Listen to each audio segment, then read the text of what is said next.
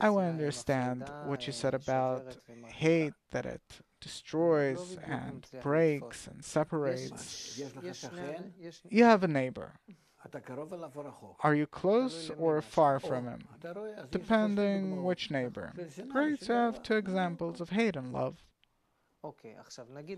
Okay, let's take the neighbor that I hate. What's the connection between having hate in my heart towards him and stars blowing up? Or that suddenly at summer the temperatures are 10% higher, or the stock market falls. If I understand the equation that says that hatred brings destruction, I understand that it's a general equation that says that hatred causes disintegration and the collapse of systems on all levels. Yes. So what's the connection? This I don't get. The feeling I have towards my neighbor, it's a feeling that I have in my heart. It's a feeling towards my neighbor. How does my feeling suddenly become an operating force that builds, destroys? I understand. I understand. And the truth is,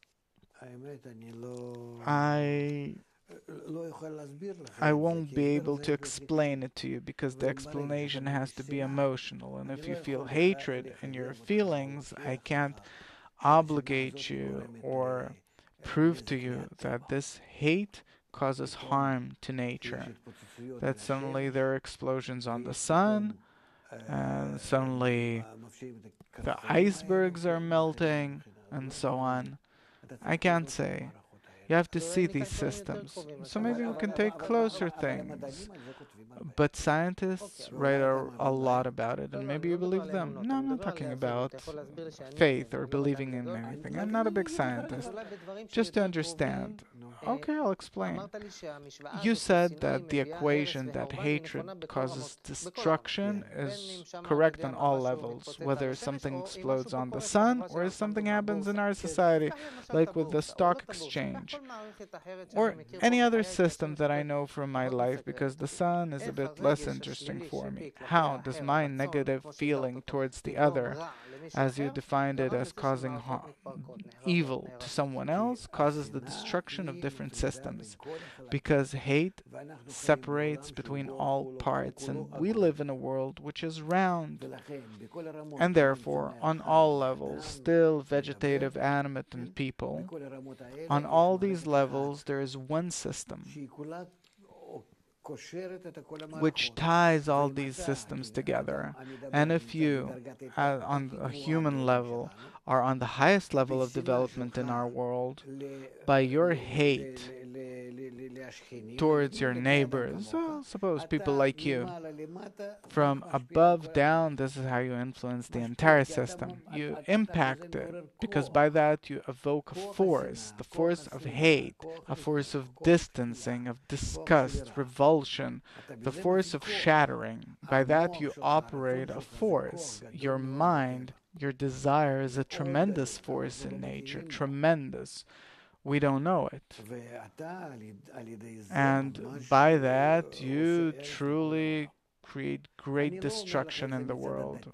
I'm not saying this to you from a religious perspective or faith or whatever, but humanity believes in it and they have a lot to say about it. Because what are prayers? What are all these things that a person turns to something he thinks that he influences the system for the better? I'll give you an example. Unfortunately, in Israel, in the past year, or for the few past years, every week, someone is being wiped out. Some criminal wipes out another criminal. What does he want? Either he puts explosives in his car or comes up with a motorcycle and shoots him, meaning there's an action of hate from one towards another, and it's expressed in action. I shoot him or I put explosives. Here you're telling me, without explosives, without shooting someone, the simple feeling of hate that a person has in his heart, this is what destroys in practice. Because I understand explosives, they explode cars. bullets kill people. This is something that you see. What happens when there are no explosives, when there is no gun or knife? There's only this motivating force of hate. And I'm not doing something in practice in order to destroy you. Does it destroy them too without the action itself? Let's have an exercise. I invite you to a workshop and you'll acknowledge that there's the good force and the bad force in relations between people, and gradually, not all at once, but gradually you'll start acknowledging that these forces are the most influential forces in nature, the true forces, the forces that are in the foundation of nature, the force of good and evil. Two forces, plus and minus. I have no other place to show it to you, only on yourself that you'll participate, and you'll feel, because your feelings are capable of discovering these forces. I can't simply show it in any other way, but when we talk about scientists, or real science, I'm talking about science, they talk about it, that we influence our world with the force of our mind, of our desire, which is actually the strongest force we have in our world. That's it.